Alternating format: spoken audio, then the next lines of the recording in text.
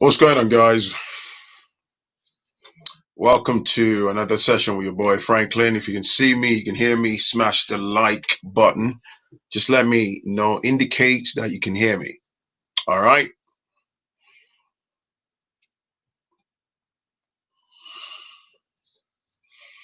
Sorry to keep you waiting. I was trying to make coffee.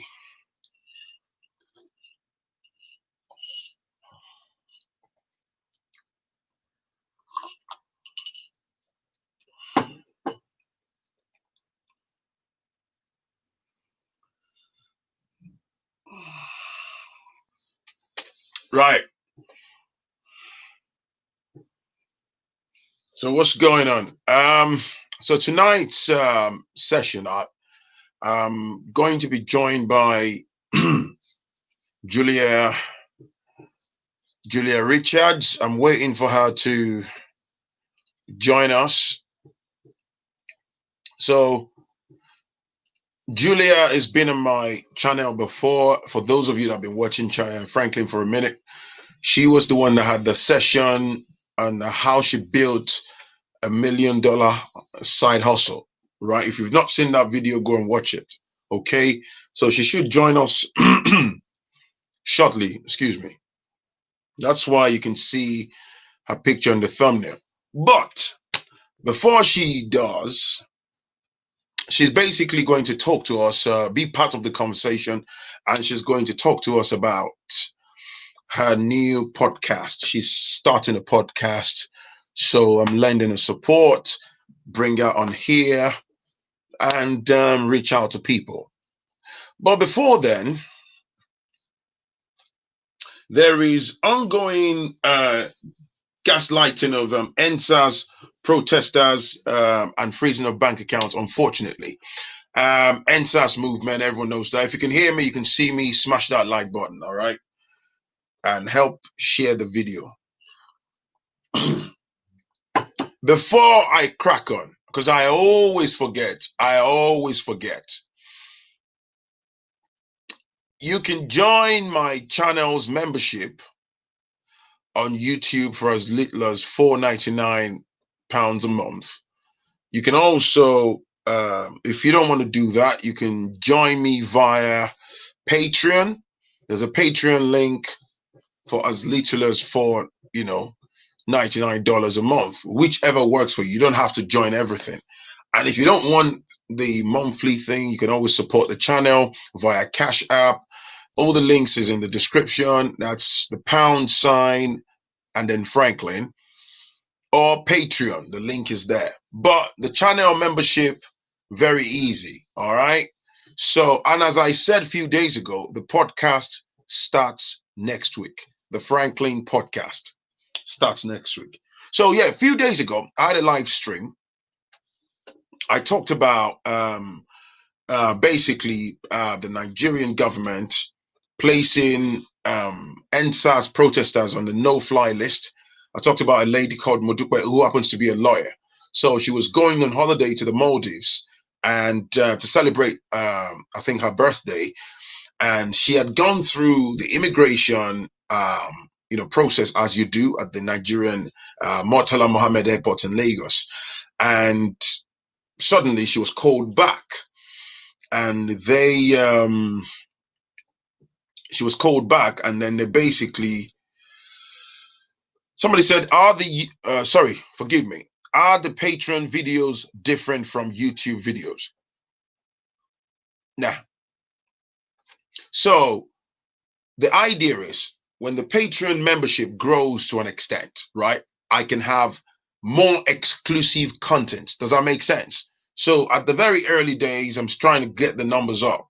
So when you join my Patreon, for example, we can have exclusive stuff that I'm not going to put on YouTube and stuff. Patreon allows you to do that. But yeah, that's that. So anyway, like I was saying, the lady Modupe was an ENDSARS protester. Let's be clear. She's a lawyer. She used her voice positively by representing, as far as I'm concerned, positivity, okay? And also helping protesters that were unlawfully arrested, maliciously treated in the process, making sure they got pro bono representation, making sure she was part of the team of people that were generous enough, lent their voice, her legal prowess, expertise, helped raise money. You know the rest of the gist, right? So the long and short was, as I stipulated in the previous live stream, she was traveling to Maldives to celebrate her birthday. There's absolutely nothing wrong with that. She had gone past immigration, as outlined on Twitter, and then the immigration officer beckoned and asked her to return. And then they took her back to the computer desk, and she said she had a quick peep, and then she realized that she had been flagged. And since then, there's been a completely new development. So, the governor of the Central Bank of Nigeria has basically compiled, they've used their position because they work in the financial sector, clearly. They've compiled the names of individuals and businesses. Now, it's not just about protesters, it's people that they believe to have funded the ENDSARS protest. If you follow the protest, you'd realize that there was a lot of contributors. We saw something that was actually breathtaking for me. It was quite refreshing to see something you haven't seen in Nigeria for a long time. The unity, the youths, the transparency. Millions of naira were raised within a fortnight, and it wasn't just about raising millions of naira. It was the coordination. There was a feminist group behind it. There was so many people involved. The goal, they helped a groundnut seller. So many. It was just amazing. Whilst people had a common goal, right? Before the whole thing got hijacked, and you know the rest of the story. Now, in light of what happened on the 20th of last month, okay, my condolences once again to the family of those that lost their loved ones at the Lekki toll gate massacre, right? Where the soldiers opened fire on, peaceful protesters, which is one of the most jaw-dropping tyrannical behaviors that I've seen in a long time. Now, remember when I made one of my videos in the past that I think the fundamental headache of the powers that be in Nigeria is the beautiful, the organic nature, of the protest. There isn't like a frontline person that you can say, oh, that person gave birth to the idea, or that lady, or that guy, or those two persons are the frontliners. Let's grab them. Let's try to see if we can line their pockets, and if they don't accept what we want, or we can just put some allegations, around their neck and tighten the noose and or bang them up and stuff. It was organic, both home and abroad. Here in the diaspora, it just went viral, which was amazing. Now, that was a major headache for them. So they've been running from pillar to post. And since the public outcry about the massacre at Lekki and stuff, they, one second, man.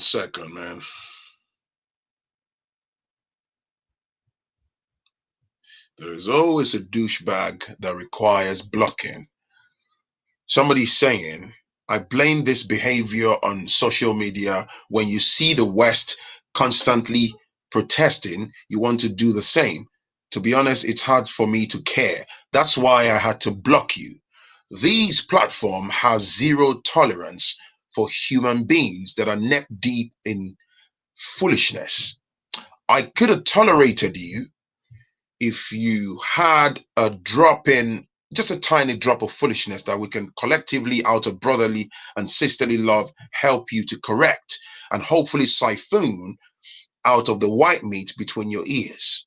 But because you are adamant on displaying on your, your retardedness, my platform has zero tolerance for same. So how about to block your behind, which means you no longer be part of this stream and you would never be able to comment on this channel. So take your tiny little mind, because you don't care anyway. So why do you bother to watch? Take your tiny little mind, your fish brain, and go watch something else. If you don't even have an ounce of regard for human lives, particularly for our brothers and sisters that have unfortunately lost their human existence, and you've just decided to bring your verbal diarrhea to my timeline, you must not know about me, man. One of the greatest inventions of YouTube is the block button for twats like you. All right? As I was saying, before I got rudely interrupted by the charlatan. Yes. So they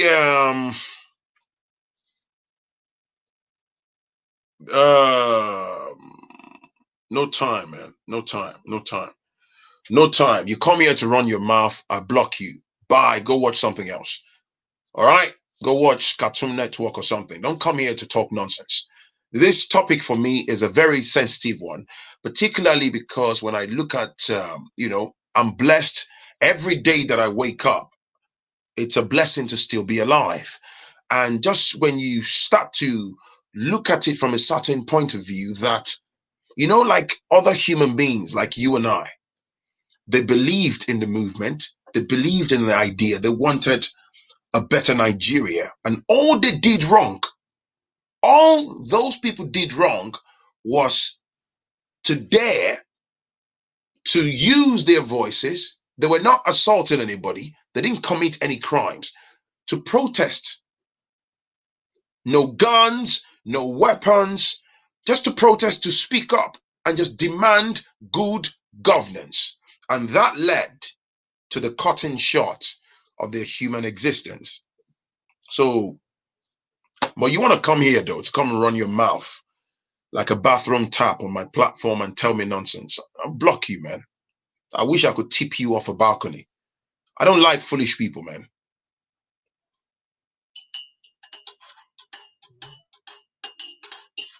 This is not a joke, It's better you don't even say anything. What do you think is going to happen? I'm going to come here and entertain your foolishness. Yes, as I was saying, so since that lady got intercepted, was it yesterday? The Central Bank of Nigeria, the governor, they had gone to the to the court, sorry, High Court, obtained a court order, and they've frozen collectively the accounts of several individuals and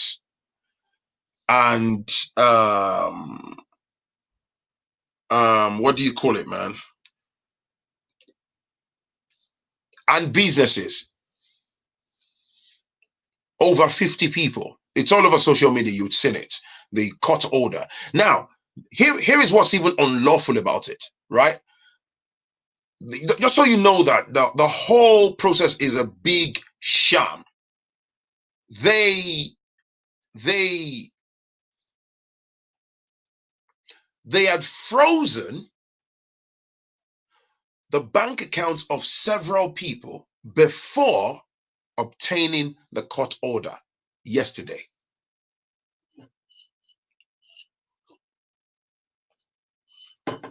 Now, if you're a diasporan, I need you to pay attention to what I'm about to say to you, because see what you're looking at. We are looking at in real time is dictatorship on steroids. Okay, this is not a joke. Please don't be under the illusion that you are insulated, that you may not be affected tomorrow morning. Even if you don't get affected, it might be your younger brother who lives back home. It might be your sister, it might be your older brother, it might be your cousin. It might affect your father, it might affect your mother, right? So this is why this is very serious. So what they've done is they've gone to obtain these, what I see as bogus court order to freeze the Central Bank of Nigeria, right? The governor obtained a court order to freeze numerous bank accounts of people that they believe to have donated, contributed. You know what we were saying previously was, oh, they were putting people on no-fly list. The no-fly list is ongoing. If you don't know, when you say no-fly list, that's a subtle way of putting it. They are pretty much banging innocent people on a terrorism list. They've created a pseudo profile of dangerous individuals, whilst those people are not dangerous.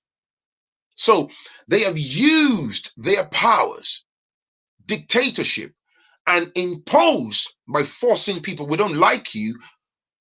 We don't like the fact that you are involved in that. So we're going to slam dunk you on that list, put you on a no-fly list. And the moment a nation, a country slaps you on a no-fly list, imagine the international interpretation of that. You become a marked person. They're basically showcasing you as dangerous. They could make up bogus charges of treason and put it around your neck.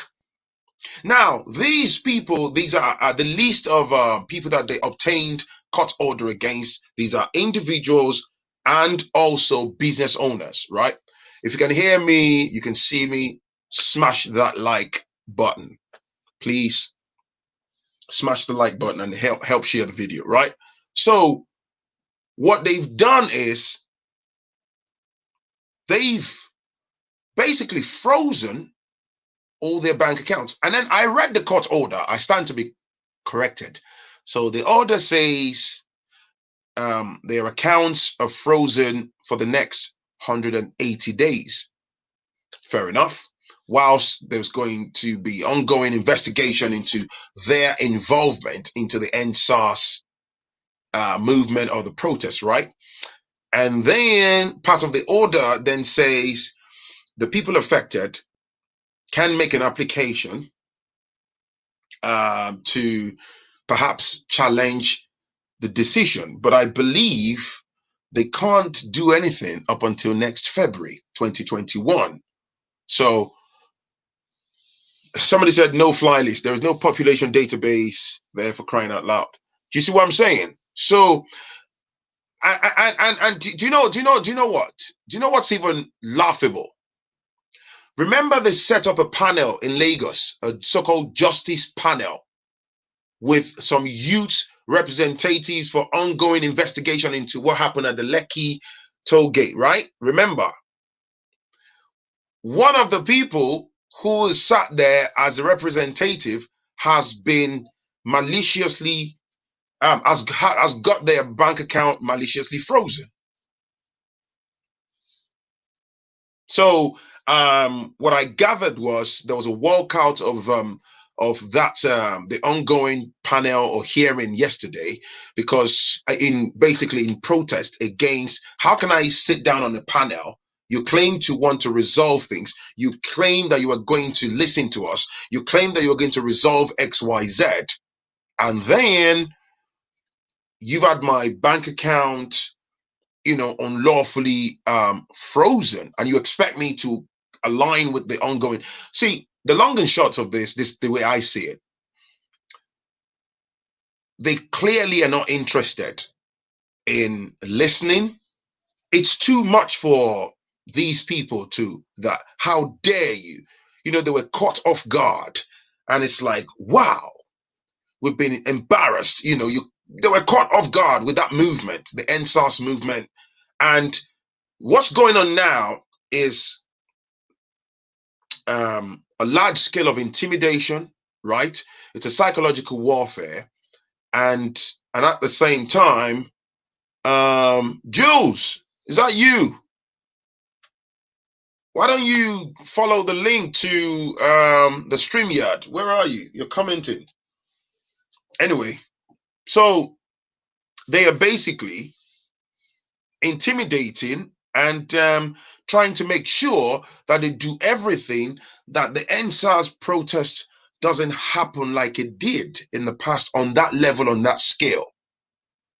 Do you get? The US cannot stop funds flowing to groups like Hamas, Hezbollah. How does the FG think they can stop funds flowing to ENDSARS Part 2? There are many accounts in Nigeria to fund the next one. Because I think it's absolutely laughable. You see, like I said, what they are desperately being the objective word, it's all rooted in tyranny. What they are desperately trying to do is to create a pseudo profile. It's like this: there is a malicious intention, but there is nothing to work with. So I've got to drum up something and paint something on X number of people. Does that make sense? So now, if I'm a regular guy, I have a bank account, and I'm talking hypothetically, and I've happened to I've donated 100,000 naira, $200 to support the ENDSARS movement because I believe in the premise of it, that we want good governance, we want the end to bad governance, we want the end to police brutality, and the list goes on, right? So, and they freeze my account because, oh, we can see that you transferred X amount of money from your bank account to a particular account that was collecting tons of money for the ENDSARS movement. They are curious to find out that how did they raise hundreds, millions of naira within um Jules, I can see you. I'll add you in a moment. That how did they raise millions of naira within a short space of time? Now, all of this is an attempt to silence people. Now, don't forget, what's running concurrently with this is the social media bill as well. They are doing everything because I understand that's past the second hearing, the bill. So it's a blatant violation of fundamental human rights of the average Nigerian. Now, lest I forget, please click the like button whilst you're watching. You can hear me. Click the like button. Click the like button.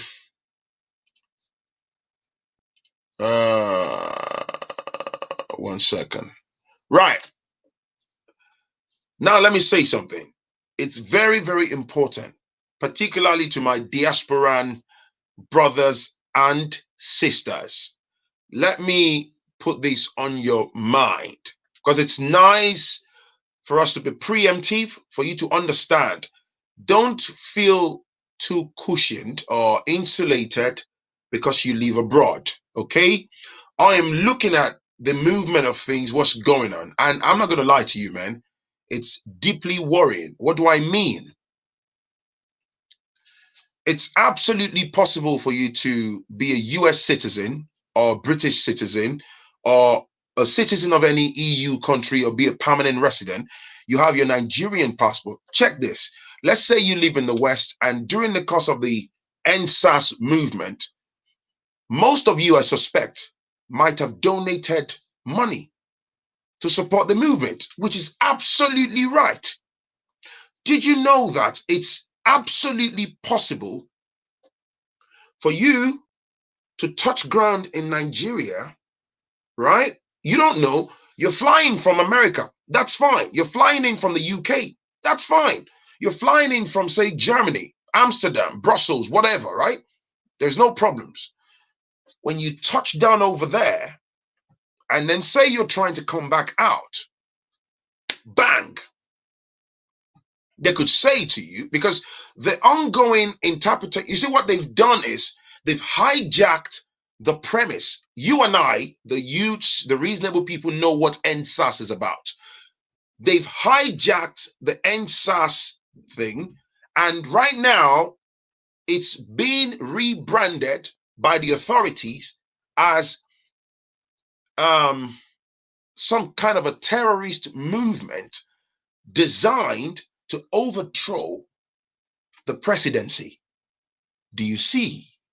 So all of the people that they can manage to pin some form of allegations on, they can use that to drum up some bogus, treasonable charges against them.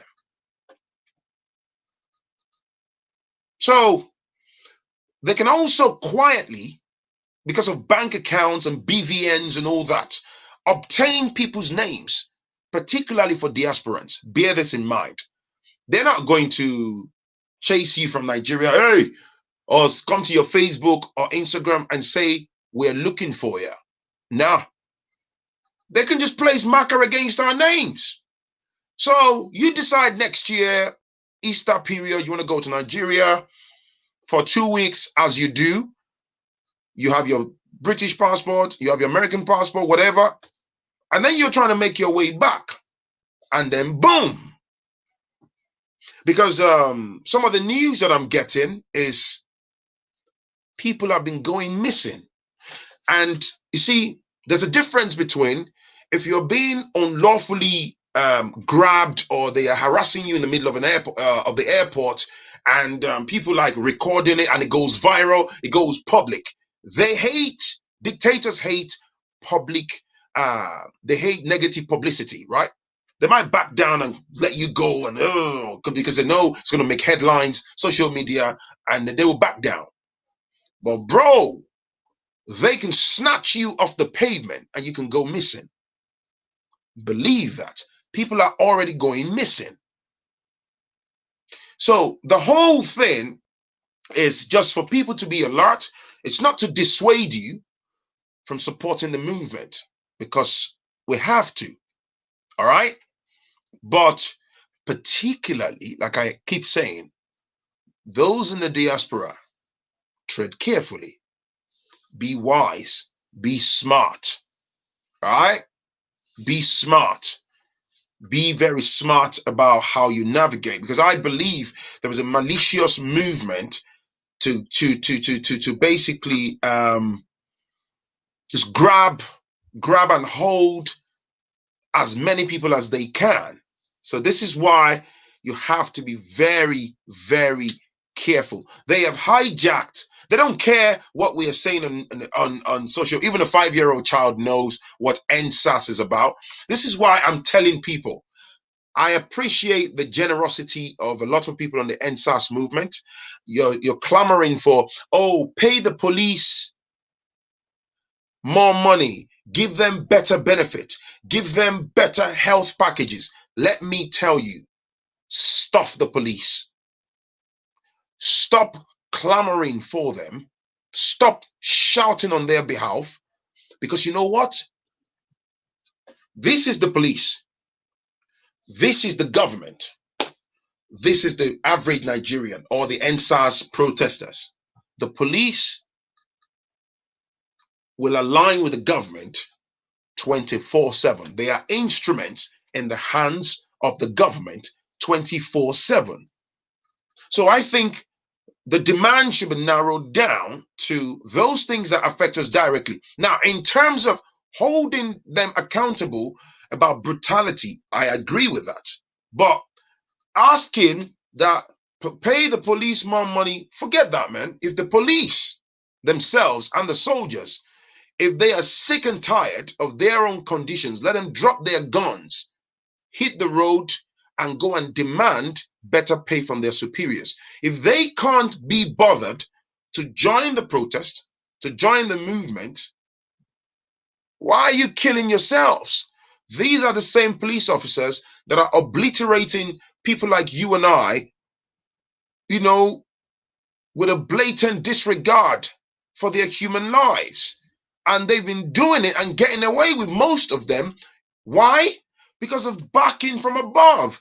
And you are then in the middle of the street clamoring for those people. Stuff it, man. Let me bring on Jules, man.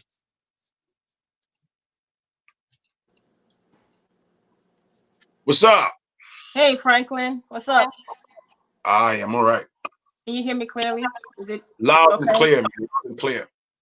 How's everybody doing? Everyone's good. They can see you. So, What's up, Jules, man? Just for those of you that might not know Jules, she's been on my platform several times. But the last live stream was about how she made millions from a side hustle. You should go watch it. It's very, very insightful and informative. At the end of the stream, I'd link that video to this one. But I brought Jules on tonight to be part of this conversation and also talk about her forthcoming podcast.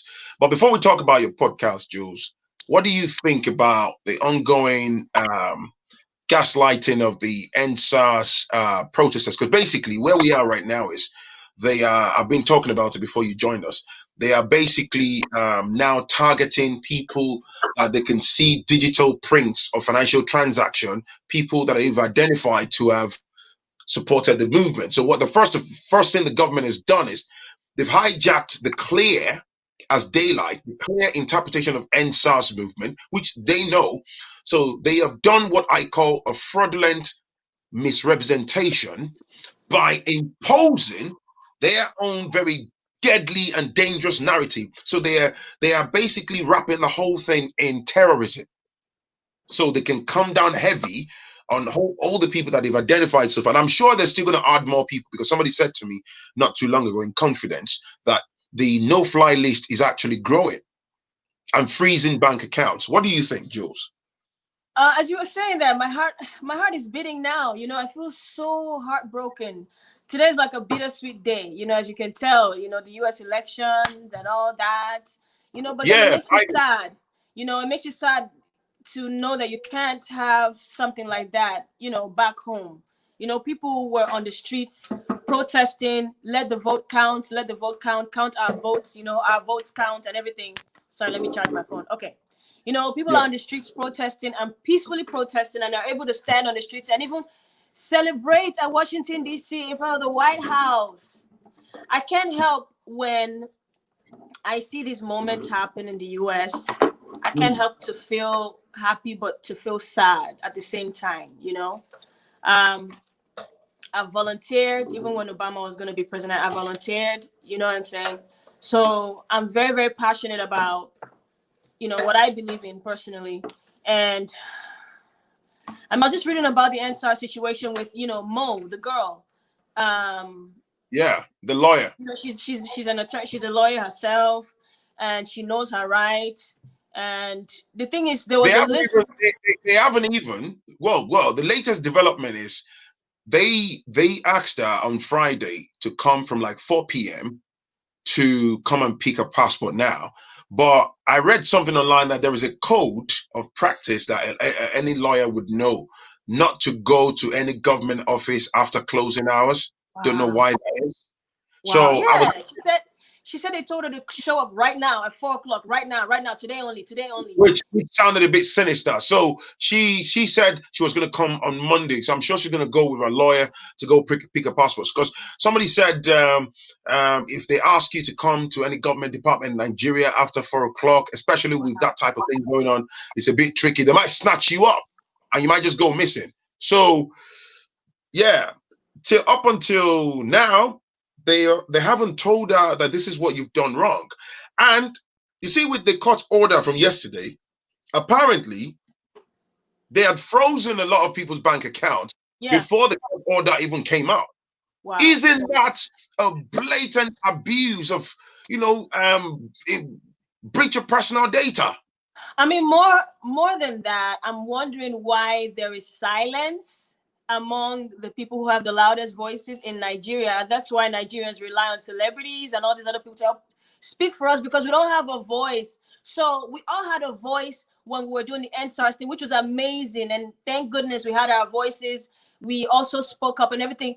But why is this not trending? Why is it not trending? When everyone was united and really speaking up and making ENDSARS trend, a lot of people were released from jail.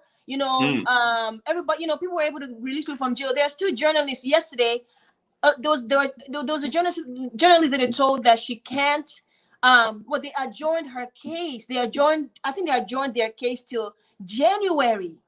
They went to court yesterday. The judge said, I think they threw out their case or whatever. They're arrested. They've been arrested. They've not released them. These are journalists that went to report on the matter. I mean, they have fined TV stations in Nigeria on their coverage. Why are these things not being talked about online as much as it should be? This is what we're fighting for, not just the ENDSARS protest. Yo, let me say something. Let me respond to that. You mentioned you mentioned the celebrities, right? Look, 99.9% of the celebrities, man, they're just regular people like you and I. Their public profiles might have been raised because of whatever craft that they indulge in for a living, right? I've said it before and I'll say it again. The pathway of integrity is lonely, man. When it comes to having balls of steel and driving in the direction of what you believe in, I'm talking from personal example, personal experience. When it comes to standing up to injustice, yo, 1,000 of us can be packed up in a room and everyone's got an opinion.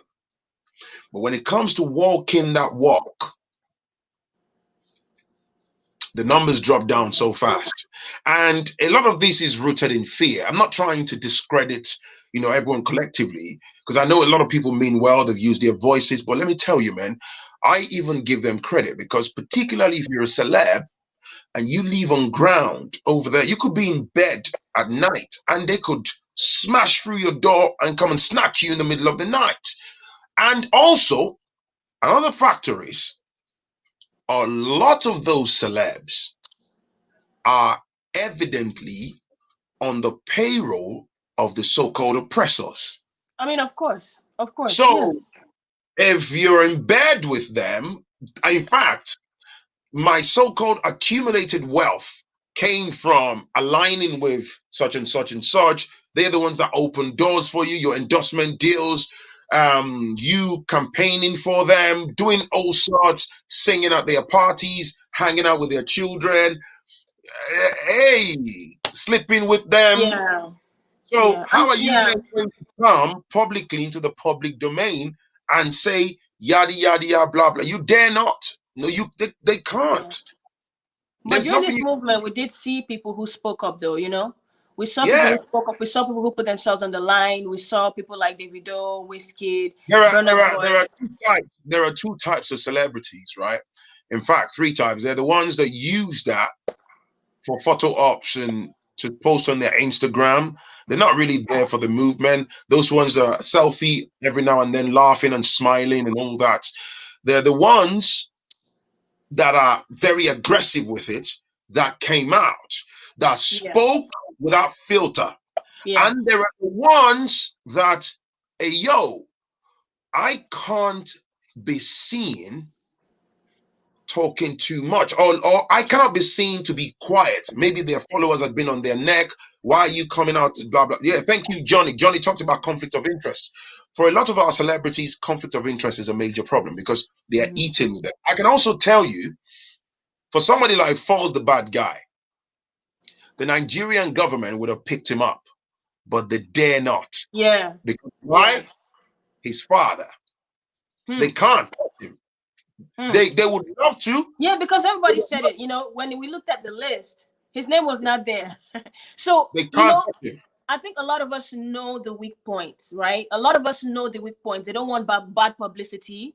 They're ashamed of bad publicity and being exposed, right? And then they don't want people who have a strong backing behind them. They don't. So these are loopholes that we can work through. These are loopholes that we can expand. And then the diasporans, they don't want us protesting at their embassy. They don't want us showing that we don't have home training, right? These are, they don't want to show, it's true, they don't want to show our dirty laundry out there. These are the loopholes that we can expand on and stretch. The diasporans are the ones who have power now to speak for the Nigerians that have just been weakened and massacred and annihilated. You know what I'm saying? Nigerians have just been weakened. So we're going to ignore the ones who are trying to do photo op. We're going to ignore the ones who, have their own, secret agenda. We're just going to ignore them and act like they don't exist. The ones who really do care. Let's zoom in on those guys. You know what they do at our high commissions, right? So when you go protest at the high commissions, right? Well, they've not done that in the UK. I'll give you an example, like the one in Egypt. Nigerians went out and salute. My salutations to my brothers and sisters. Yeah. I Yeah. join the movement here too because I believe in, we're just sick and tired of being sick and tired of the bad governance. You watch on social media, you open your phone in the morning, somebody has been shot dead, a pregnant woman has been violated, and it's ENDSARS, it's SARS. This has been going on for years. But here's the thing, right? Like I was trying to say earlier, some Nigerians in Egypt, they went to protest at the Nigeria High Commission in Egypt, right? And they arrested unlawfully. They got the Egyptian, police authorities to arrest 8 of them just because they held placards and they were shouting "ENDSARS, enough is enough." So then the Egyptian government just thought, okay, you know what, man, we can't really hold these people because they're exercising their rights to protest. So they ran immigration checks on them, and 7 of them have got their papers in Egypt. They've got their permanent residences. So they thought, okay, that's fine. Let them go. The 8th person, unfortunately, hasn't got their papers. So they held that one and marked the person now for deportation. Oh my goodness. And Nigerian High Commission in Egypt wouldn't even get involved. You see what I'm saying? I mean, typical. I mean, are we surprised? We're not surprised. We're not surprised. This is what Nigeria has always given us. We're not surprised. So they can weaken the parts they want to weaken. Those of us who are strong, those of us who can stand up, those of us, even them in Egypt who have papers, come out. What they did in Lekki should actually motivate us even more to come out. Let's not get lazy. Let's not get tired. Let's do what we got to do. Those people who are willing, I remember during the ENDSARS situation, they said those people who are scared to come out, fine. Meanwhile, protest online. You understand? Protest online. Who wants to protest online? Go ahead and protest online. Make sure that the hashtag is trending. Those who can come out physically, do what you got to do. Well, you see about protesting online, like you said, right? You see where they're going with that's why, look at everything we're talking about. What is running concurrently with all of this now? The frozen people's bank accounts, there's about 50 people, and inclusive of businesses, right? And the numbers are growing, I'm sure. Now, what's running concurrently with that is, what do you call it now? What was I going to say, man? My villagers are basically trying to take my thoughts away this evening. Baby, I'm trying to log into my the social media bill, like I said before. So they are moving aggressively. They've done the second hearing and they are doing everything because, look, if they successfully execute their plan with regards to the social media ban, it's game over, man. Yeah. Because you see, all it takes is, so you go on Instagram, you go on Facebook, on YouTube, because this is not just limited to, that means all the media houses, all the, the TV stations, individuals, so your bloggers, you say something and then the government just say, you know what, we don't like what you've just said over there. Yeah. And then for that reason, we're going to prosecute you and bang you up for 5 years or for 10 years or for 12 years. And we'll freeze your assets. We're going to jail you. So, and the worst part of all of this is if you're subjected to this evilish or devilish cycle and you haven't got money to fight, you're a regular person in Nigeria, what can you do? That's if you have money to fight. They now they're kidnapping people. Now they're getting, people are getting missing. You know what I'm saying? Now they're tracing. They're actually going to the hospitals trying to find people who were shot, so they can silence them, threaten the doctors, threaten the hospitals, churches. Did you notice how the churches are quiet? Did you notice how the churches are quiet? Do you notice how the churches are quiet though? The massacre happened. Even during the ENDSARS thing, it's almost like they felt like they needed to wait till Sunday to speak up. After the massacre has happened, what did we not have a Sunday after that? The churches have been extremely quiet. Extremely quiet. They just killed a bunch of young people that are fighting for Nigeria. Do you like Nigeria the way it is? Come on. Why y'all acting? Why y'all quiet like Nigeria is good the way it is? That's the Look, thing that's man. like mind-boggling. That's what's Look, man. mind-boggling this whole thing. They are not. Let me tell you, when you're quite right about the silence of the church people. The reason why they will be quiet is they are not bothered. But Point. Nigeria is not ideal for them either. Nigeria is not working either for them. And we're obviously fighting for a better Nigeria for us and for them and for everybody. Nigeria is not ideal either. Nigeria is not even ideal for the politicians either. Nigeria is not ideal for the police officers. Nigeria is not ideal for no one. If when Nigeria was ideal, Buhari would not be going to, you know what I mean, abroad to get, you know, some treatment. Nigeria is not ideal anyway. What's up? Yeah, it's You know cause what I mean? I get what you're saying, but they don't see it the way you see it, the way I see it. I mean, They obviously. watch this. These elites, they are well insulated particularly from. They think about it. They are well insulated. They're insulated. Yeah, they're immune from prosecution, from being arrested, from being jailed, from having to face legal consequences of their illegalities or their tyrannical behaviors or actions. So, whilst you and I know that, oh, they need to fix up and stuff, they're the ones running the system. Think about it. People that sit at the top of affairs, right? They can just get a CBN governor and say, get this name. There are people working behind the scenes that Yep. they just lumping people. Now, you know what you were saying about the pro bono representation from lawyers, you know, releasing people that are unlawfully detained and stuff. They don't like it. Dictators want to force their own, how do I say, their own plans, their own decisions down your lungs. So imagine if 20 people were unlawfully arrested and then we can get lawyers just smash through the door and say, nope, you know, according to section blah blah blah blah blah, this, there's no ground for this and this and this. Boom, released. Yeah. And again, there is evidences. You see, all of those, even the processes, the paperwork that those lawyers have to do, those are proof sets against the government. That at the end of the My day, own worry is, why is everyone quiet? Is why have we just been silenced? well, Let's not pretend quiet that we in the just got diaspora silenced. or quiet back home. You said what? Quiet in the diaspora or back home. Both. The diasporans need to continue to protest and let this be put on social media. That's what they care about, right? This same goddamn social media that they're afraid of. Let it continue to be put on social media. We were able to get Hillary to say something. We were not able to get Joe Biden to say something. Did we get Joe Biden to say something? We were able to get Twitter to say something. We're obviously working. You know what I'm saying? What we're doing is working. What we're doing is working. They can't trace us all the way, all the way here, right? They might trace people that are in Nigeria, you know, in their weakness. They've done their part. They actually have done their part. This is part 2. Those of us who feel passionate about the same thing, why are we quiet? Let's organize our own protest. Let's do what we need to do. There is power in numbers. One person can't do it. I mean, let's be honest. One person can't be passionate. One person can't do it.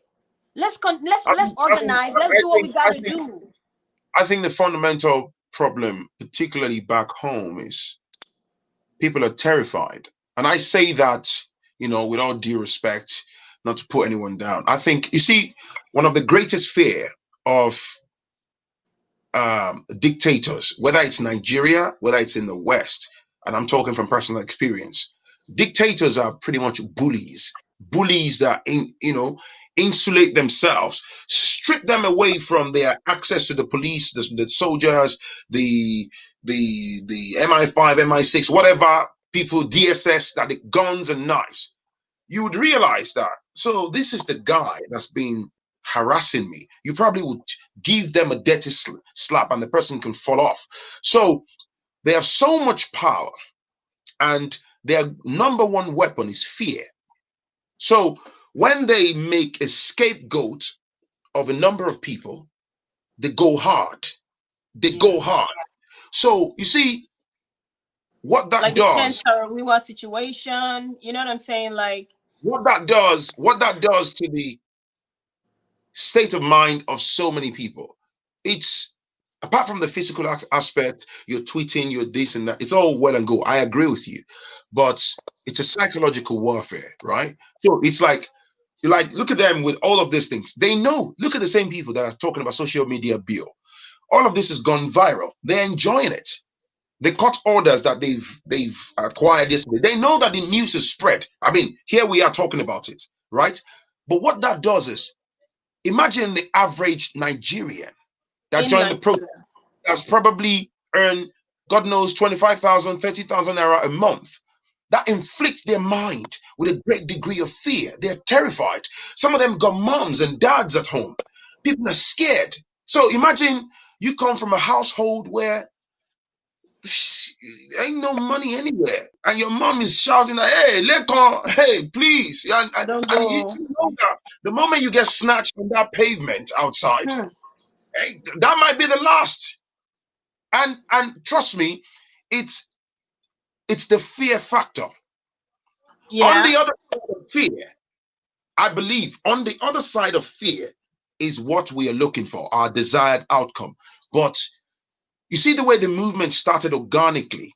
At the same time, it's very difficult to be able to talk multitudes out of fear because the main target of these people now is to look for ways to make sure that this movement goes fizzles out, and people are let's go, let's keep going, and the momentum Yeah. just dies out, and then Me, they I put. see it. I see it a little differently, because, That's for why they are example, aggressively. That's why they are aggressively trying to, because time is against them. They're trying to put measures into place. This is what I'm telling you.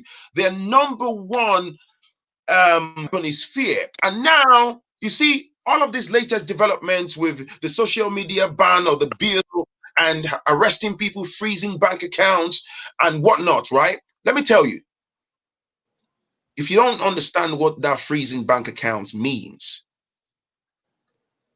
freezing of bank accounts. It's ruin fraud. It's called ruin fraud.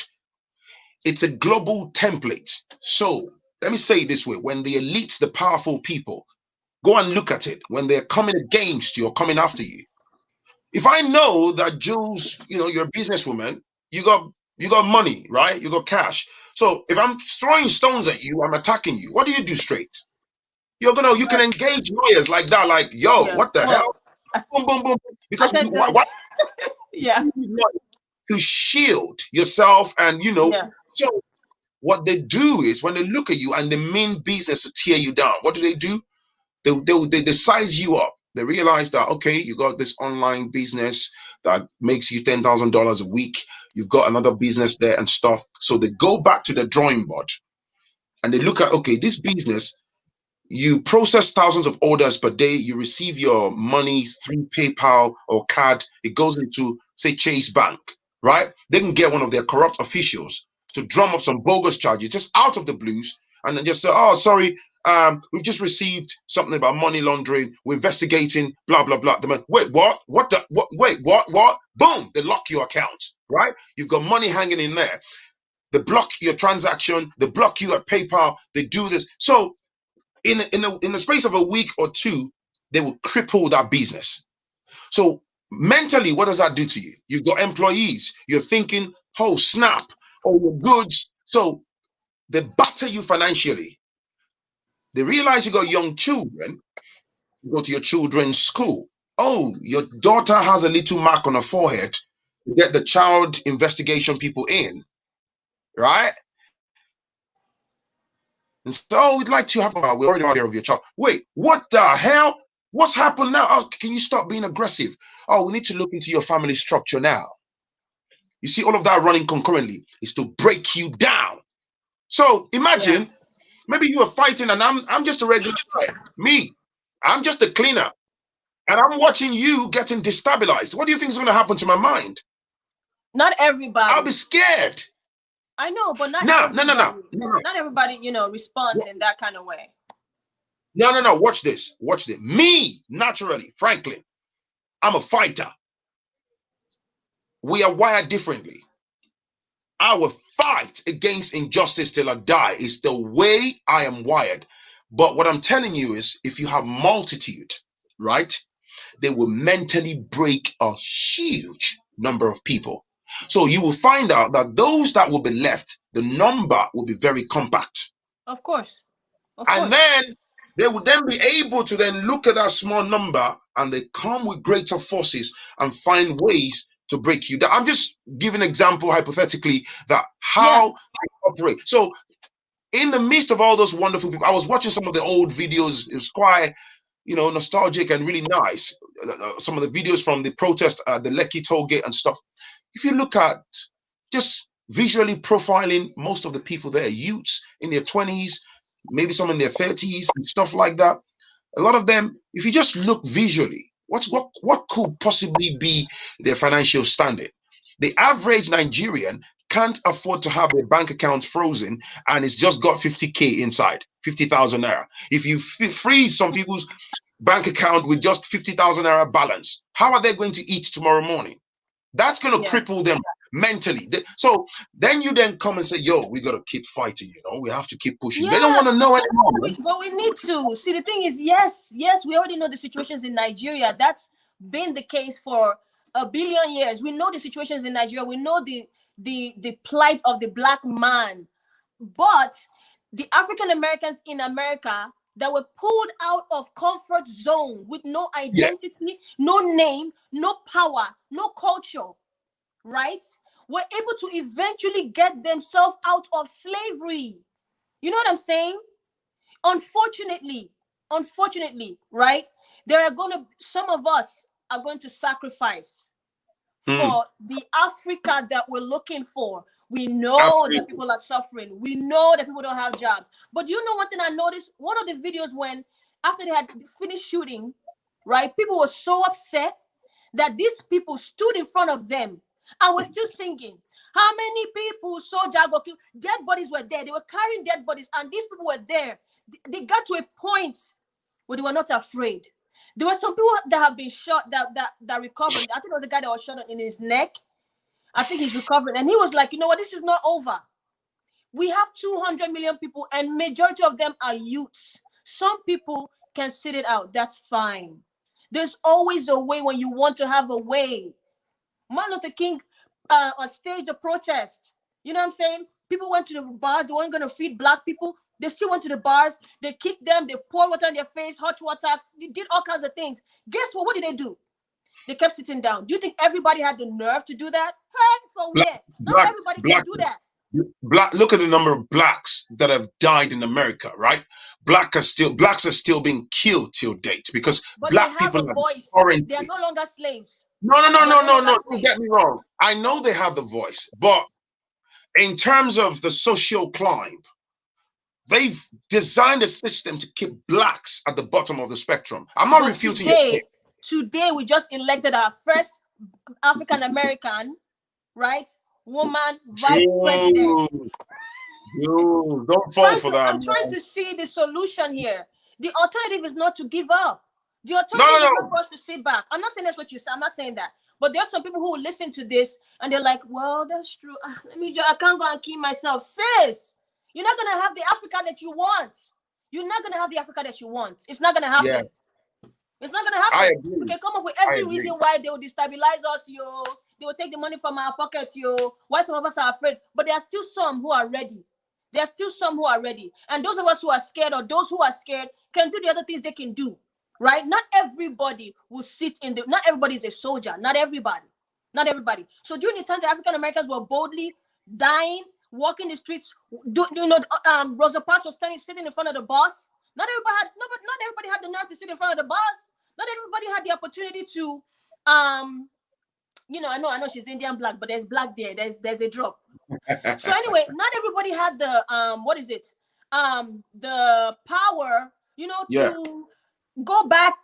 For example, Harriet Tubman. Not everybody had the power and the sense or the ability or the some people had the sense. Some people probably even had the opportunity to go save, release some blacks after she had been freed, to keep going and be releasing people, keep going and be bringing. Not everybody has that craziness to do that. But those people who have the craziness, I best believe they're sitting there waiting to be fired up. They're waiting to be lit up. You know what I'm saying? Even if it's only 2, even if it's only 3, has Aisha Yusuf not been protesting by herself a long time? That has been making enough noise. That's enough noise. That gave us a lot of us boldness, to be like, you know what? Let's do something. As long as Nigeria continue to be safe, right? As long as we continue to be afraid, Nigeria, I even forgot to talk about my show. Nigeria is gonna be, you know what I'm saying, where it's at. Continuing to be raped by Europe, continuing to be, treated like a houseboy by the Western world while we're out here still trying to borrow money from Brazil and borrow money from China, all this kind of stuff. We're sitting back. We have the power to fight our own people, do investigation into bank accounts, freeze bank accounts, do social media bill. They're looking up to China. They're trying to be like China. You know what I'm saying? They're China wannabes. So what if I tell you that all of these things that are going on, this is how I see it.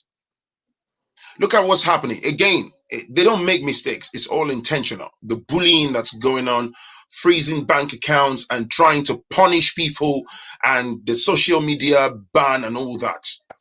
I think it's a template of destruction that was handed to them in the back, behind the scenes by the West. You already know that the West controls Nigeria, right? So absolutely. So the freedom that we are clamoring for, they know that, holy smokes, these people are talking about ending bad governance. So we're going to lose grip on things if they break free. And then suddenly they're trying to clamp down. They know, for example, if you look across Nigeria, there are people that you know who are into journalism that use their voices positively, right? You have good following, people that have bloggers and all that. Just imagine we wake up tomorrow, they make this type of law where, but once they put that law in place, they don't even have to explain themselves to you and I. They just can be like, oh, that guy in the glasses over there. All right, okay. I'm going to Nigeria one day. Like, let me just go for 2 weeks. And I'm trying to get the plane back to the UK. And then it's like, yo, young man, come here. Let's have a word with you. What did you write over there? And then boom, boom, boom, boom, they bang you up. We've seen it happen in other parts of the world. And the reason they're putting this in place is by the time they snatch A, B, C, D is to make sure that they can carry on with the tyranny and you don't speak up and they carry on beating you to the ground. So the question is, what do we then do now to challenge these ongoing? I know what you said about us diasporans and all that. What can we do really? Because that's the what can we do? $1 million question. Like, I'm talking anybody and everybody, regardless of where you're located, that aligns with these ending of bad governance and stuff. How can we keep the fire burning? How can we really push this? I don't have answers, but I have suggestions. I don't have answers. I have suggestions, And yeah, go on. Actually, sorry, not to go off topic. I wanted to let everyone know that I am starting my podcast. It's going to be on Station Head. So if you download Station Head, you can call in and contribute. And then I also release it, to all the other podcasts. And then I probably will put a link here so you guys can click and download and stuff like that. And it's happening after the show. We're going to be on Station Head after the show. But what I thought of was yesterday we said, I think it was announced on social media that we just elected our first Nigerian-born senator for senator of Washington, D.C. We have people who are holding high positions in the diaspora. We don't force you to care, but if you care, this is the time to speak up. Please, we're not forcing you. We're not shouting on you. Please, we're begging you. This is the time to use your opportunity to speak up because you know about your country. You know about the ancientness that's going on in Nigeria. You know the vibe. You know what's up. You know what's going on. And, in a situation where you're quiet, I mean, I don't know if that's okay. I'm saying that you're quiet. Please help speak up and do what, I'm saying, what you can do. We have police officers that are Nigerian in the US, Canada, UK. They care. They also were in the protests. What's up? You can speak up. You can, there's a lot of things that we can do. should people start to look into getting their finances decentralized? Cryptocurrency and all this, Yeah, having wallet. cryptocurrency was the biggest one. I mean, I didn't. I knew that it was dangerous for people who were donating to donate directly with bank account, and it just made common sense to do it via Bitcoin. Even was it Jack Dorsey also told people to to donate via Bitcoin, and I just thought it was definitely the smartest thing to do. You know what I'm saying? If you are in Nigeria and you are somebody who you feel like you're passionate, or you will go to Nigeria, you're traveling to Nigeria soon, blah blah blah. Start to find ways to protect yourself on the internet. Protect your footprint. If you can use VPN on things, use VPN on things. Use a different name. No, I'm actually talking about. A lot of things. I'm actually talking about people starting to decentralize themselves. I think it's time for people to start to look into alternative ways to move their funds and control their money, rather than being completely reliant on the conventional banks. Yeah. Because with the conventional banks, it's like you're just butt naked. That's what we've seen so far. Yeah, I mean Because the banks don't have a choice. To be honest, I know people were mad at the banks, that they complied. I don't think they have a choice. I mean, they'll be fined. There's so many things that could happen to them. You know what I mean? I mean, even the cell phone companies were also they were trying to make them turn off service, make it slower, and all that kind of stuff. MTN and all the others. I mean, at the end of the day, the Nigerian government has the power. They have the resources to shut down, the society if they wanted to, just like they did. Just like they did. They infiltrated the protest with you know thugs, what, different kinds of people and all that kind of I stuff. think I'm gonna have to bring somebody on. I'm gonna have to bring somebody on to come talk about cryptocurrency. Yeah, real quick, sorry. Can I paste the link to the show in the comment section Yeah, go on, go or on. okay. Come on, man. So I just If you pasted it, guys. you need to look into. I think it's the way forward for us, man. To getting decentralized, man. Anything and everything that these charlatans can get access to within the 2 clicks of a button, they'll violate you. They would take advantage. They would show blatant disregard for your personal data. They would do it over and over again. That's why they hate negative publicity so much. That's why you put something on Facebook now, they try to silence you and stuff like that, man. Believe me. Yeah, Yeah. look, thank you for the super chat, Africa, the gathering place. I am. If you are into cryptocurrency, please send me an email to channel 1960 at gmail.com. All right, please don't come and advertise how to invest. I want to tell people how to make $10,000 overnight. I'm going to block you. I want someone who is legit. I'm going to give you my platform. I don't mind. Come and talk.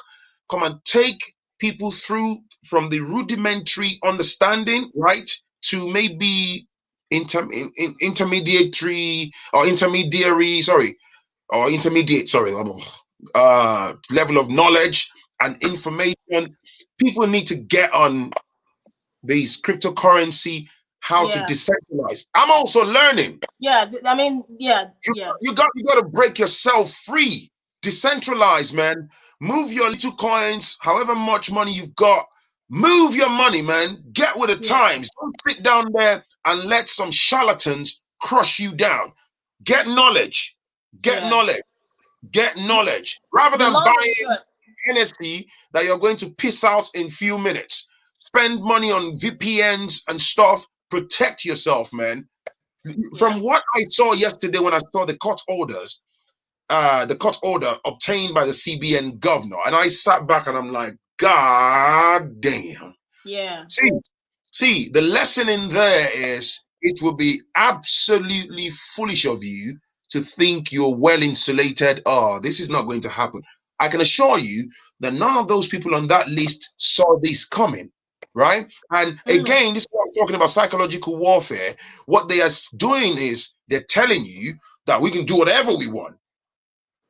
Yeah.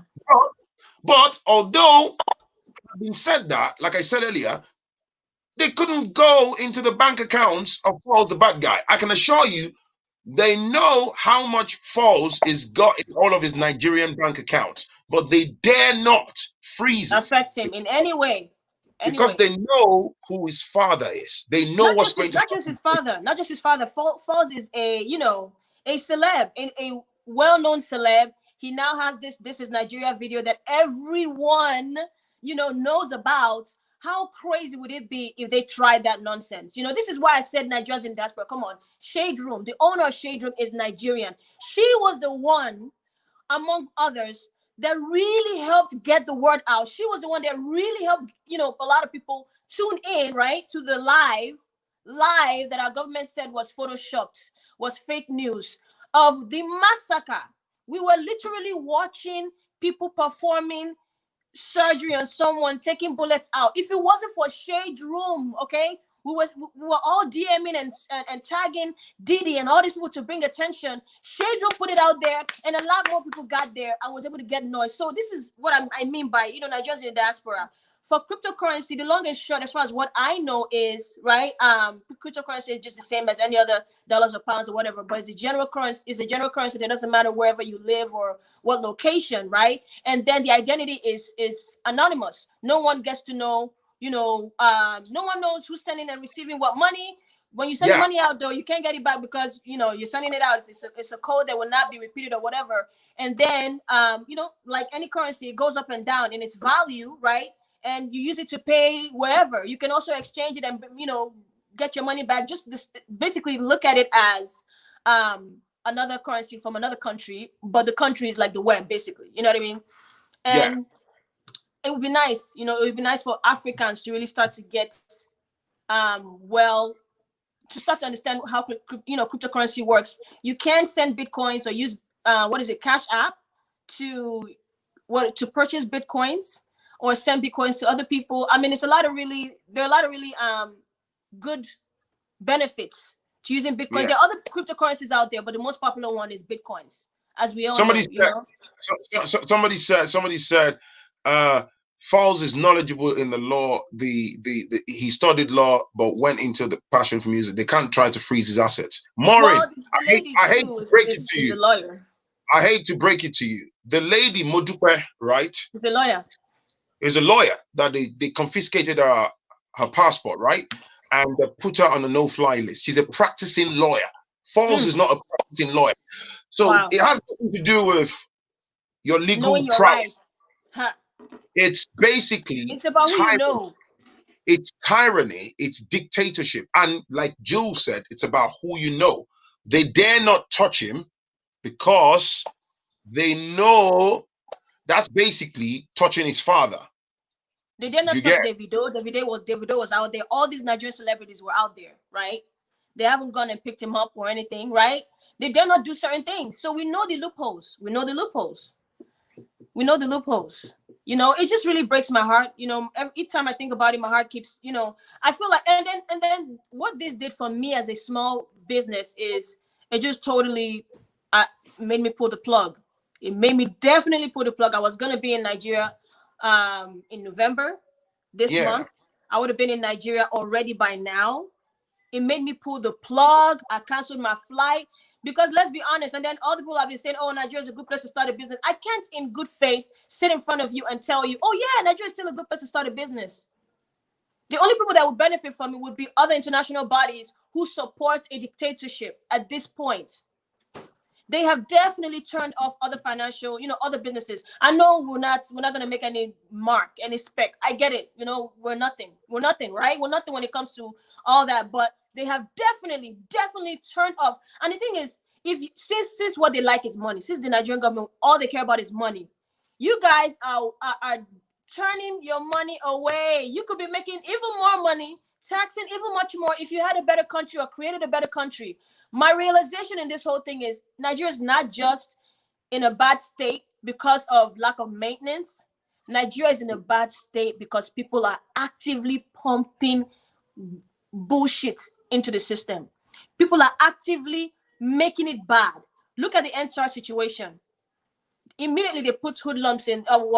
hoodlums in there to attack the protesters who have been protesting peacefully, helping one another, taking care of one another and things like that. They put those people in there to disrupt them, to attack them, even kill them. In the middle of all of that, within 2 weeks of the protest, people raised money. Yeah. People, gave strong accountability. People Yeah. organized together. So even when people were stranded, I think there was a situation where people were stranded. A lot of people were stranded somewhere in Enugu, or is it Anambra, somewhere. They were able to organize buses off of just tweets. They were able to organize buses to pull them away from there. Let me tell you, hundreds of people. Whilst all of this was going on, the groundnut seller that they gave millions to, they raised money for her. You see, what the government, they have a dedicated team that sit down. So what about that is not beneficial for them? Come on.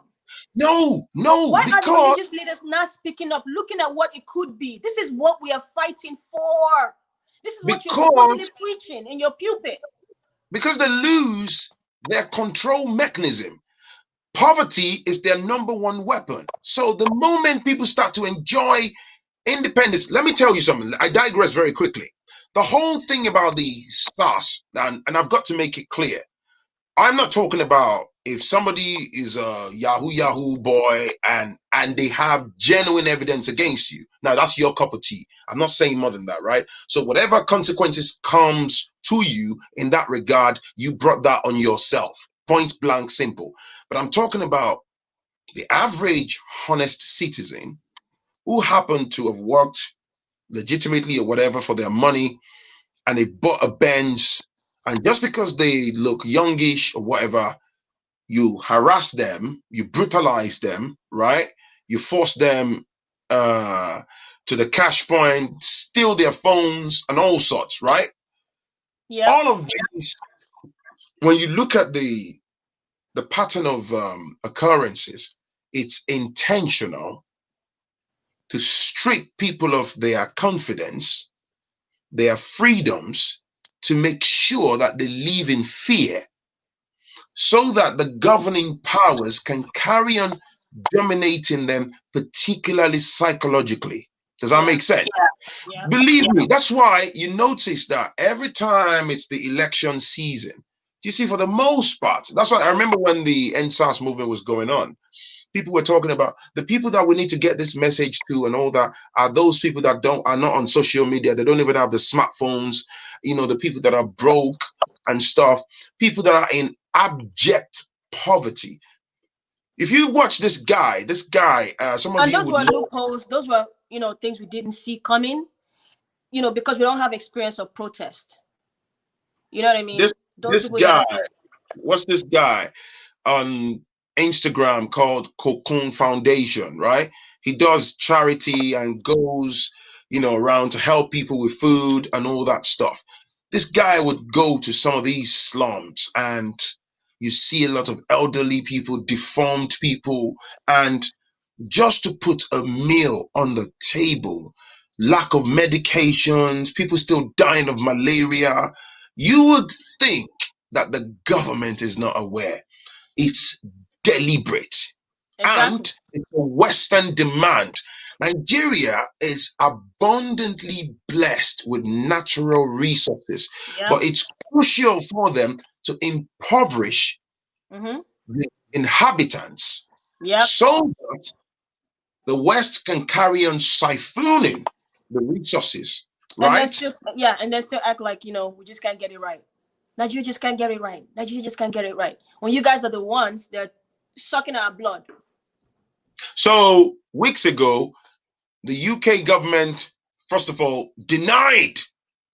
aggressively denied that they had nothing to do with the Nigerian SARS, the SARS department, blah, blah, blah. How dare you? Blah, blah, blah, blah. The UK government, when further pressure was mounted on them by a black UK MP, the female MP, then guess what? The Foreign Office were forced to admit and confessed that, oh yeah, from 2016 to 2018, they had been supplying, till 2020, they had been supplying equipments to the SARS department, and A fundings, diasporan, right? giving A them diasporan. trainings. From what you can see from the Nigerian SARS, you would ask yourself, sorry, what kind of training have you been giving those people? So basically, the training is just how to further violate the citizens. It's as Of simple as that. course. The truth is, I think it all goes back to we don't know our history, right? We don't know our history. We don't know the truth. And I remember watching a video where someone in the UK mentioned, you know, someone in the UK mentioned what happened in Nigeria recently, the ENDSARS, the massacre. And then people in the comments were like, oh, why did they ever leave us in the first place? And I was like, what? Why did they ever leave us in the first place? Misinformation. The Nigerian, I would say our parents and our grandparents should have done a better job at telling us the clear, honest truth. The UK and the West have done a good job to their service, right? To they've done a good job at creating a narrative, controlling the narrative of colonialization. You know, Colonizing. colonization. There we go. Sorry, guys. They've done an amazing job to their benefit, right? Of creating the narrative that they wanted us to eat. And we've eaten that narrative for so long. And that's part of the separation between Africans and African Americans. Yeah. African Americans see the bullshit from afar because they were pulled out into the dark in this country and were molested and raped, and they saw what these people were made of. And you know, we're talking Absolutely. real right now. They saw what these people were made of. Nigerians, Africans, a lot of I'll say South Africans also know about that nonsense, right?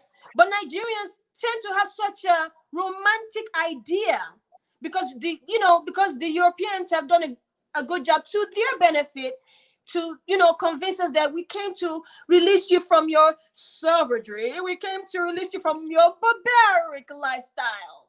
So therefore, here's our culture. Throw away your evil culture that's black magic, black power, and black everything, right? Take ours that's white and pure, white and right, and eat it up. This is what's best for you. And Nigerians, many, unfortunately, not all, but some, unfortunately, still have this romantic idea that if only they stayed in Nigeria, Nigeria would have been a beautiful country. Nigeria would have been organized. What? So, and obviously, and I'm so glad that Netflix allowed the show, Journey to the African Colony, air. Yeah. That's just the beginning. That's just the beginning, though. That is just the beginning, just a small, tiny part of what's going on. It's a small, tiny part of a bigger conversation that needs to be had. We need to have deeper conversations. The reasons why, okay, I mean, conversations like, why are we okay with sabotaging ourselves? Why are we okay with oppression? We oppress ourselves from parents to aunties, uncles, schools. You know what I'm saying? Why are we okay with oppressing ourselves? Why are we okay with the characteristics that we display? Why do we walk about feeling like until I look down on other Nigerians, that's the only time I'll feel good about myself? Or look at me, I've accomplished so much in life. I am better now. Why are we adopting the European mentality of superiority? What's up with that? What's up with that? That's why a lot of people look at what's going on in Nigeria and just walk away and not care. Oh, it's those poor people. Oh, yeah, they're criminals. These people had the nerve to rally for Donald Trump, but they did not come out to protest. Well, some of them, I would say, did not come out to protest for the ENDSARS situation. They did not come out to protest, about what's going on in Nigeria. Shame that they catch you now. I mean, what's going on here? Misinformation. So what we need to work on, talking about solutions, what we need to work on is re-education, rewiring, reprogramming of Africans. You understand? Reprogramming of Africans. You need to know who's really your friend. A lot of people that you think are your friend, they're not your friend. That includes the United Nations. A lot of people that you think are your friend, they're not your friend. They're not your friend. Mm. And that's something that I heard somebody say. African Americans have the experience of revolution. Africans have the experience of culture. Imagine if that's brought together. Africans, we have a huge blind spot. We're such a nice, sweet, for the most, well, generally, nice, sweet, right? We have a huge blind spot. It's still us that's attacking ourselves. You know what I mean? It's still us. It's still an African that was, spearheading the genocide in Rwanda that killed millions of people. It's still a black man. It's still a black man, an African, his people, busy running up and down to France and everywhere else. There's a blind spot, there's a conversation that we need to start having. We've been quiet for way too long. Maybe our fight is not necessarily the Nigerian government. Our fight is ourselves, within ourselves. What's going on? What's up with our mentality? What's up with how we see things? We need to start to tackle these issues because other countries still have corruption. As we can see now, America is not perfect. Other places are not perfect. But do you know one thing? If there comes a time to sabotage their own citizens, it's not generally accepted. Some people are okay with sabotaging. Some people are just there, like they're ready. They have Judas Iscariot syndrome. They're ready. They're ready to do whatever. You understand? But the general idea is not accepted. But Nigeria, I can only speak for Nigeria. I don't know of other countries. Nigeria, I mean, look at the people in Congo. Look at these kids that are being used to mine these natural resources in Congo. Who are the people that are driving them? Their own people. Their own people. Yeah, all the Europeans can do what they want to do. But when are we going to start to like ourselves? When are we going to start to care about ourselves? You understand? When are we going to start to think about these things? This oppression is going on with SARS. They can remove them. Other people will come in there. That doesn't mean we should not fight it. But we have this general oppression mentality. We love to oppress people. We love to oppress ourselves. We love to oppress one another. I mean, we're extra with it. We love it. We love it. As I'm talking to you now, there are some people who are watching this live. They're not yet in position of authority, but they will be in position of authority, and they will be an oppressor. You want to bet? There are people that are watching this live. We have about 400 people right now, and you hear my voice. When you get the opportunity to be an oppressor, say no. If you can, say no. Remember that money is not everything. You'll always be that black monkey that is being controlled to do what they want you to do. When you get an opportunity to be an oppressor, you need to look within yourself and figure out the person that's giving you that opportunity to be an oppressor, where are they coming from? You need to question yourself. Have I been programmed? How are you going to sit back? Somebody that doesn't look like you would tell you that your way of life is barbaric. Your way of life is black magic. Your way of life is not the right way of life. Let me give you mine. Let me give you mine that looks like me, though. That looks like me, that has my skin color. And you adapt it and take it like it's truth. This conversation is deeper than just, the ENDSARS. And, we all knew that ENDSARS meant more things. We knew ENDSARS meant more things. That was just an entrance into the bigger picture, man. It's just heartbreaking for me.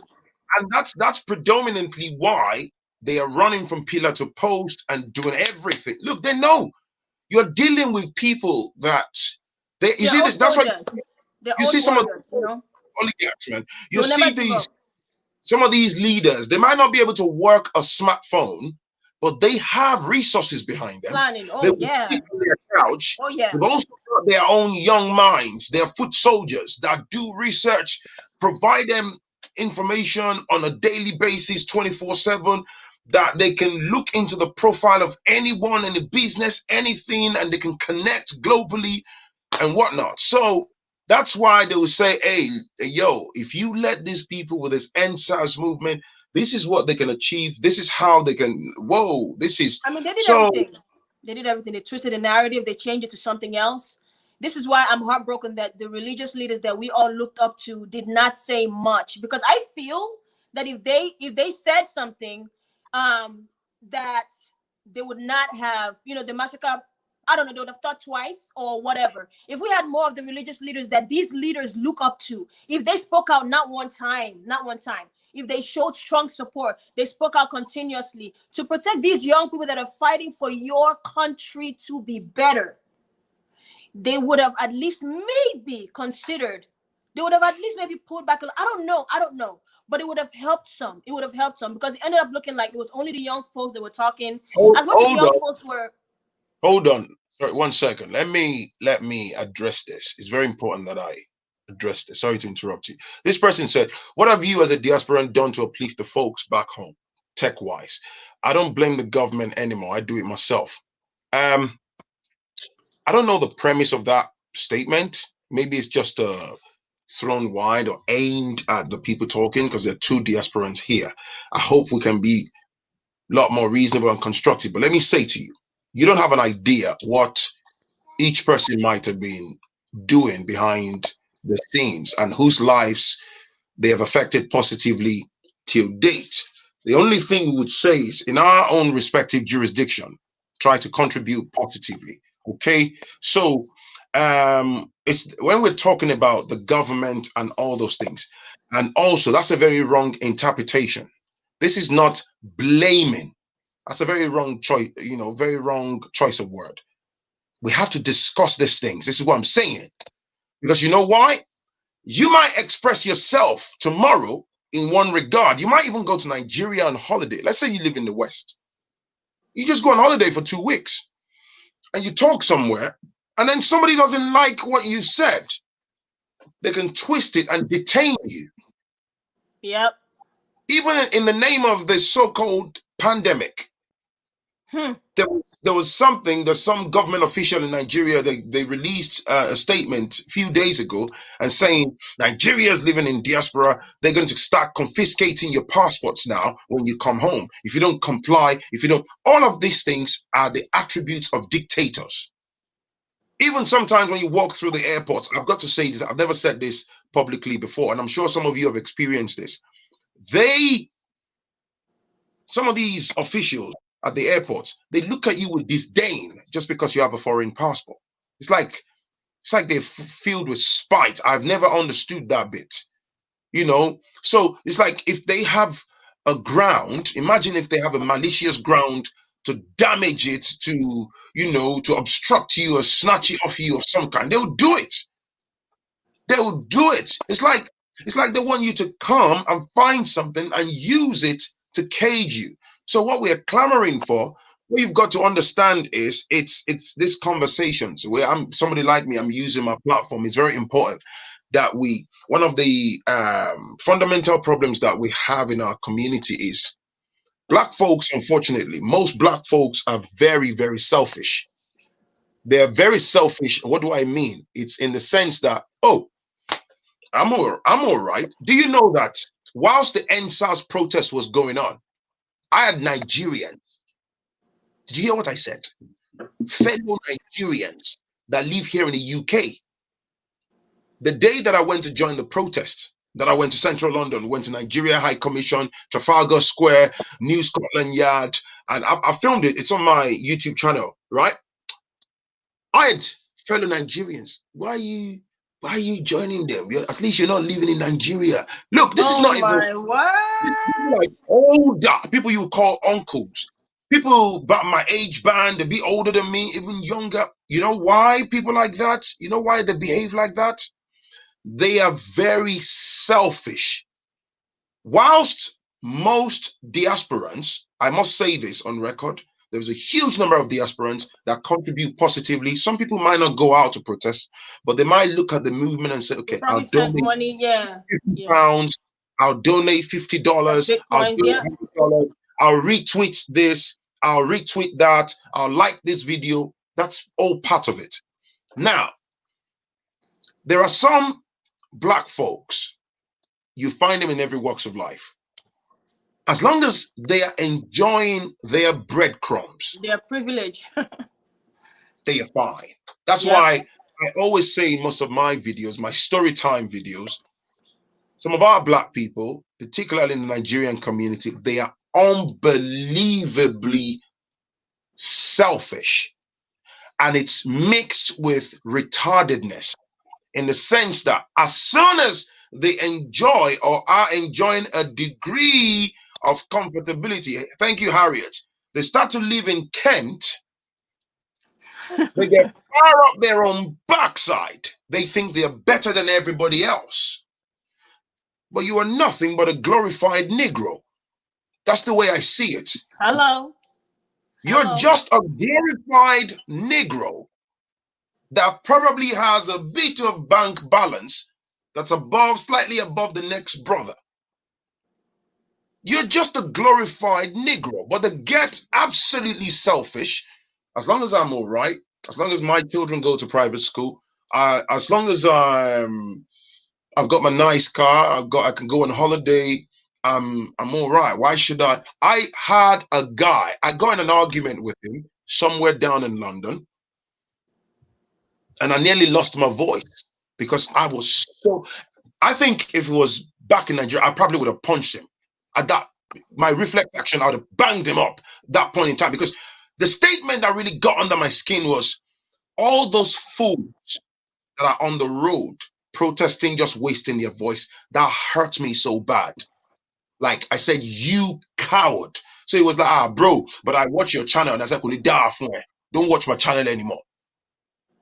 I said, oh, are you subscribed? He didn't know what I was going to say. I said, you subscribed? I said, block me right now, because I wish I could see you as a subscriber and just block you. I said, how can you be so selfish? Because he doesn't care. So why should I get involved? You know, this.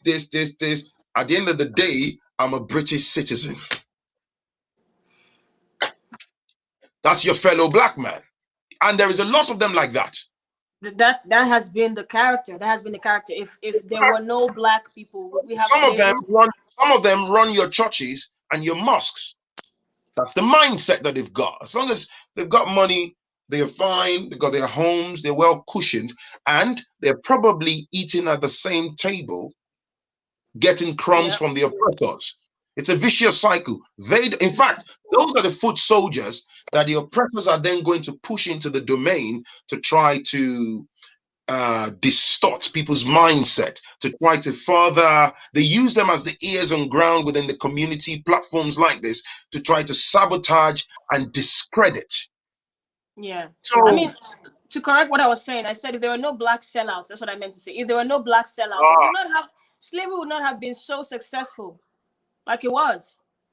If there are no black sellers, of course. I mean, black sellouts. You know what I'm saying? Like during the somebody time when Kent. I don't hate Kent. I don't hate Kent. Kent is actually a beautiful place.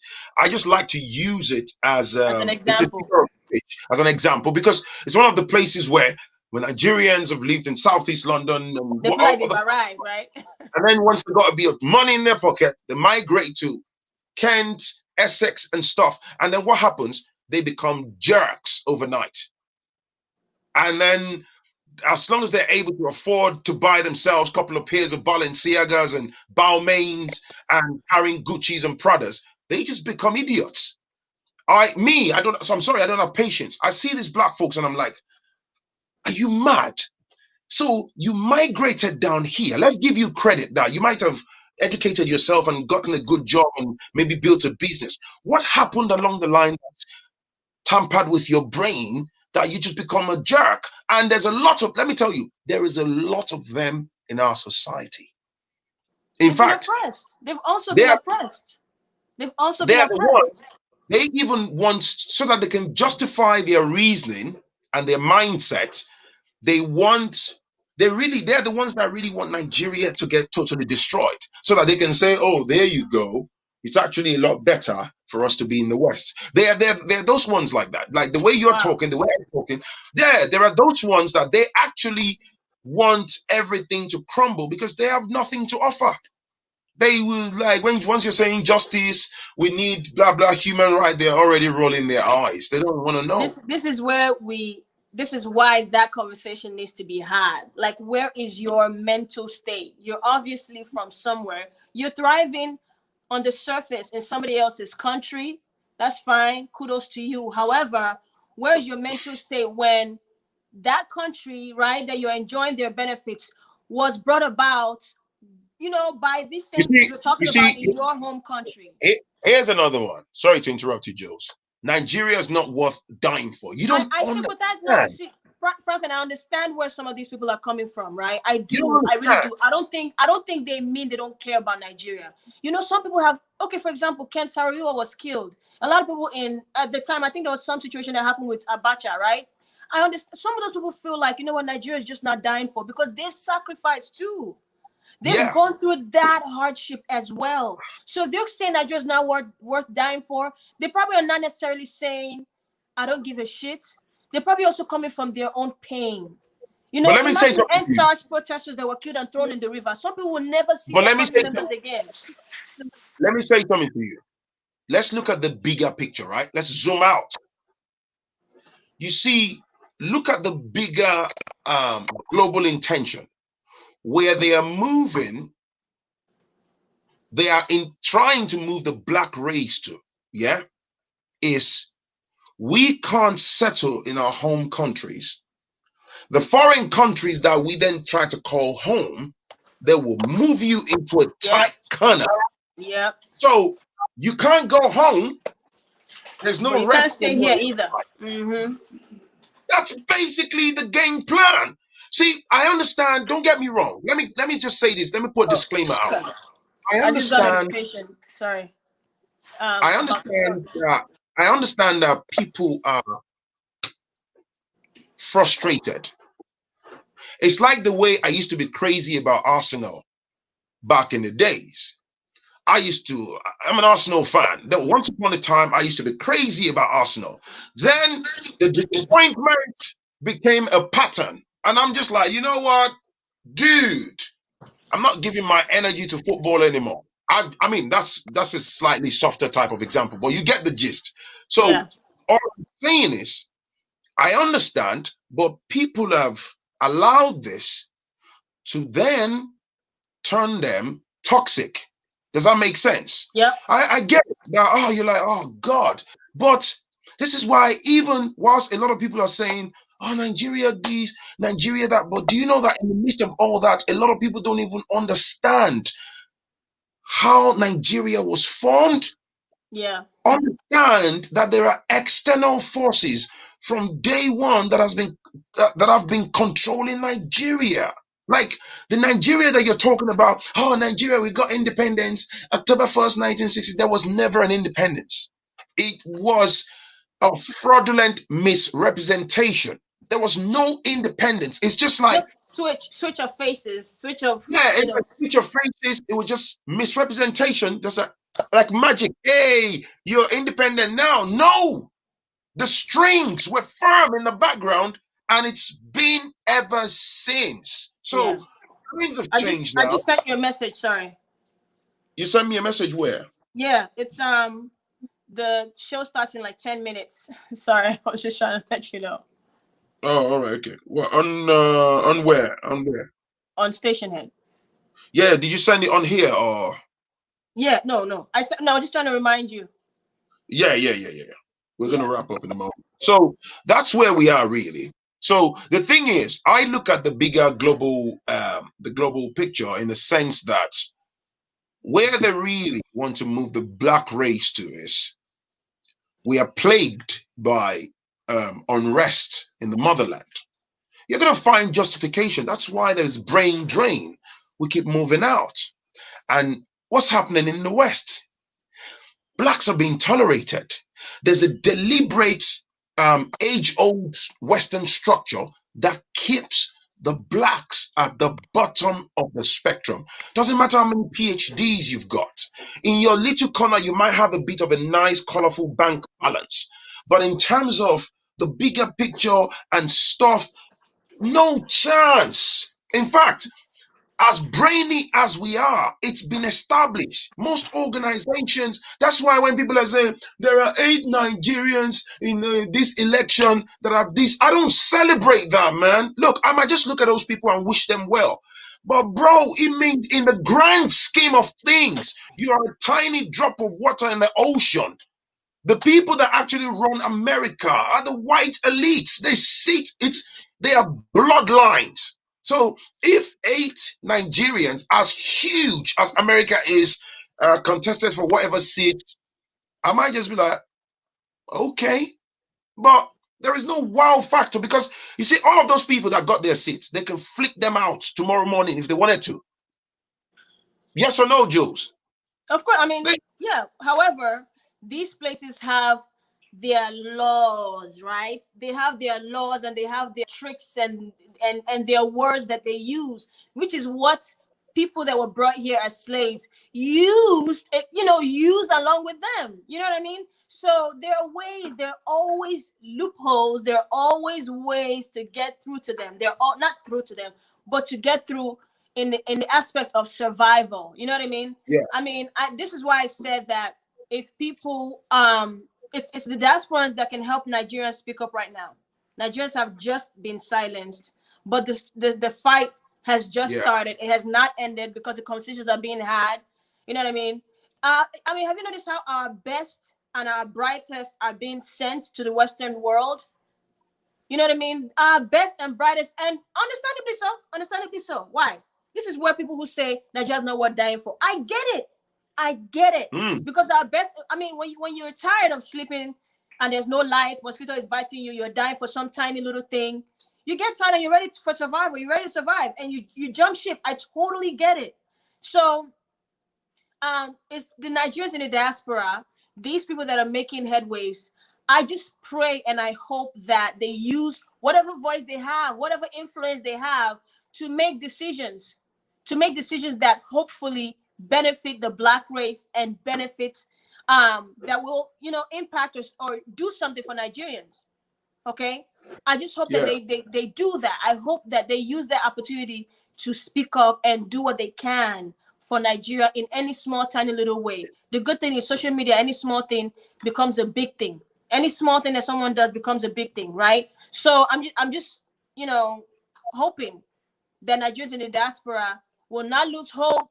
Those of you who are extremely able to organize and mobilize, do what you can. Please, Nigeria Yeah, needs but all of us. just imagine, right? I agree, we got to keep the fire burning, but it's concerning that just because you support a movement asking for good governance, asking that brutality should be stopped, and the government can then, and then I say, oh, I support this movement, I give them £10. So the government can then follow the digital footprint of a money that £10 that I donated maybe a month ago, and then use that to maliciously clamp down on me at the border. So months later, I'm going home on holiday, and then they snatch me up and say, oh, so you're trying to overthrow the Buhari government, right? You are a terrorist. You No support surprise there. hang me up. And I'm like, what the? This is I what know. they're doing. I It's mean, we know insane. Nigeria to be this way. We know Nigeria to be this way. No surprise there at all. Our parents know that. That's probably why some of them are quiet. But should we sit back and never do anything? In this day and age, other countries are becoming great. People are showing their prowess. Those, Nigerians are those claiming. parents, those parents, they're busy being religious. They are busy praying. And Yo, it's a calling the wrap, ENDSARS man. people Yahoo boys. Not acting like Nigeria is great the way it is. You know what I'm saying? When somebody called your country Um, shithole, when somebody banned you guys from coming into their country, that tells you that we're at the bottom of the bottom, the potentially richest country in the world that has the most resources in people and environment and natural resources and all that kind of stuff, minerals and all that is poor and nothing works. Come on. Come on. it's dead. So yeah. Anyways, guys, Jules has got to start her. Look at the top of the comment. I've pinned the comment on there. Follow the link for Jules. It's a radio station or podcast. What do we Yeah, call it now? it's like a podcast where people can call in. It's called Station Head. So you can find it on the Apple store. For the Google store, I think it works on the browser. I don't think there's an app yet. They're working on the app, but you can join via the Play Store browser, I believe. And Right. it's starting now. And then afterwards, I am gonna release it to all the podcasts. What is it? What is it?